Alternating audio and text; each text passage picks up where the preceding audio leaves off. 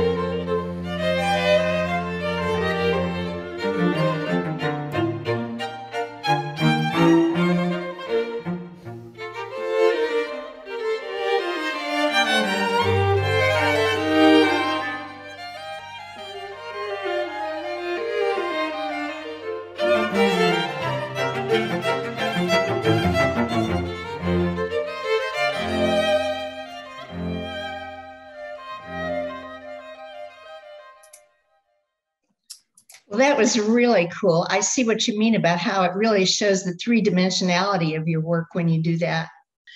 Robert, let's come back to you. What's the biggest mistake that artists make when they're videoing their artwork? The biggest mistake that I've seen when I look at a lot of videos is they move the camera too fast. So they're doing this. Well, you like the dots, by the way? No, they move the camera like this too fast. So you see the video and it's like you're getting ill. And one of the ways to get around that actually is to, instead of, everybody wants to video like this.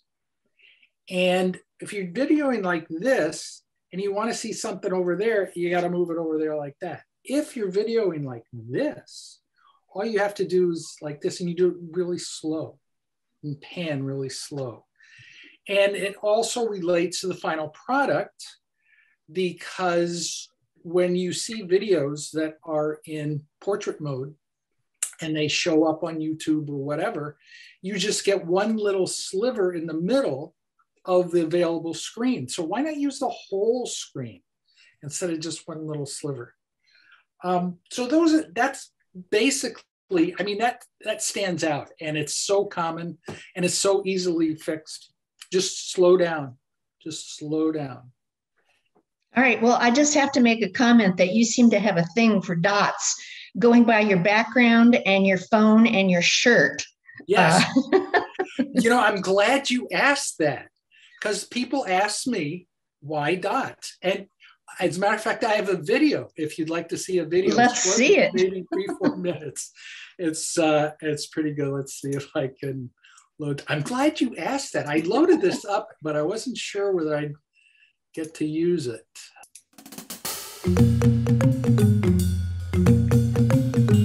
You'd think that was rehearsed, wouldn't you? It's all about the dots, right? Settle down. I'm working on it. I am working on it. Why do I use dots? Can anybody figure out why I use dots? I'm nervous. You're a little bit nutty. I'm nutty. I'm a lot nutty. Well, he actually, yes, that, yes. But here's, yes. It shows movement, making your eye do the play. Absolutely. Gives you dimension. Yes, movement, dimension. So here's the thing. This painting has got a lot of detail in it for being dots, right? And the movement, the dimension of it is because you can see through one layer to the next layer. Now, I could put big brush strokes like impressionist painters, you know, Lolita calls them dabs. And I have done that. I actually have done that. But dots allow me to get a lot of detail, and you can see, I can put 3 layers of dots, and you can see the last layer, and you can see that movement. So that's why I use dots.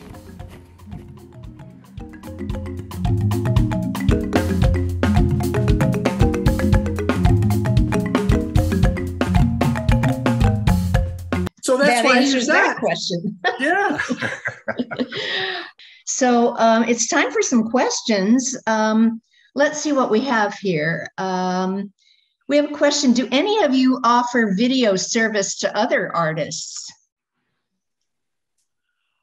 Actually, I've been lucky enough to do a number of videos for the Art League of Daytona.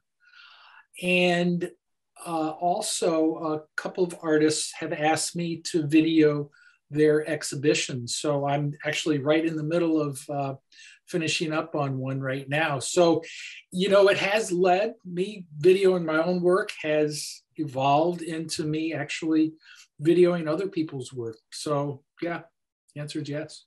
How can I get started doing videos? Any help in the area by myself? How to stop and start and blend and transition with my cell phone? It's actually not that difficult to get started. I'm a Apple guy, so I've got an Apple phone, and a lot of their software is pretty easy in the sense that it's very intuitive. There's a lot of software on the phone that you can use if you don't have a desktop computer or an iPad or a laptop. And of course, there's tons and tons of YouTube videos, kind of how-to videos. It's really not that difficult to get started. What you want to do, though, is you want to start backwards. You want to decide, what is it that, why am I videoing this? What am I trying to achieve? And then create the video that way, instead of videoing things and then decide, what am I going to do with this video? Go backwards. Now, when you're just starting, video whatever you're interested in, and then go in and edit it. Mostly, you can do a lot with editing. You can do a whole lot with editing. And there are some relatively easy editing programs to use. Again, Apple has iMovie.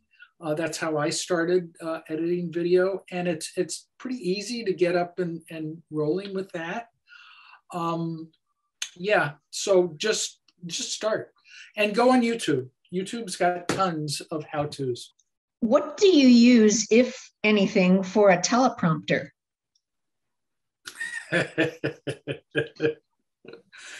Oh, here's what you do. Take a piece of paper and stick it on top. I shouldn't say that, because I I just let it fly. So I'm not one. But I tell you, Mark did an awesome job on that video where he was explaining his art. Hello, and thanks for joining me. I'm Mark Mitchell, and welcome to my virtual artist talk. In this video, I'll be sharing a bit about my background, my creative influences, and a look at my painting process, and some insights into what I'm aiming to achieve through my work. So, what's the big idea? The art that's always appealed to me is not just a pretty picture. It's founded in an idea, something that grabs your attention and actually makes you think. It was really impressive because it's extremely difficult to set up a camera and then talk right into it when there's no one around. Because when you're talking to an individual, you're talking to someone, you're getting feedback, you're getting facial feedback, you're getting body language, and so that keeps you animated and keeps you interested. If there's no one around and there's just a camera, unless you're a professional actor or have that a little bit in your background, it's going to be horrible.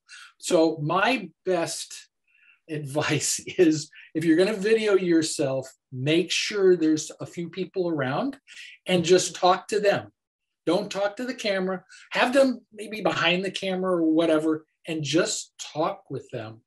Because I mentioned that I've been doing these videos for the Art League of Daytona, and what I do is I film the judges' comments. So it's a competition show. The judge goes through and picks the winners, and then I film the judge talking about like the top 5, 6, 7 pieces that won. And some people are just really easy. They're just, they talk and it's just like there's no camera there. Other people, they can be very personable, very engaging, but you put a camera in front of them and it's like, what's my name? So, so as far as a teleprompter, that's pretty advanced stuff. Well, and that was very powerful, that voiceover that you did, because it was conversation. You could tell you weren't reading it. Right. Now, Fresh Paint is a portrait study, speed painting that I have on YouTube. I do it in a way that it shows art in progress and shows one of my techniques. Other thing is with this, I also use my own music that I create. This is the great John Lewis that I try to do current affairs, and this great man, I kind of had to do that study and put it up on my YouTube channel. Now you can see all my things that I've done over the time on the YouTube channel. You could tell you weren't reading it. Right. You were just speaking it, and it was in, just a normal voice. It was really powerful. I really like that. And again, editing, you can do 3, 4, 5, 10 takes and just edit the best bits of each one. We're going to have to cut it short.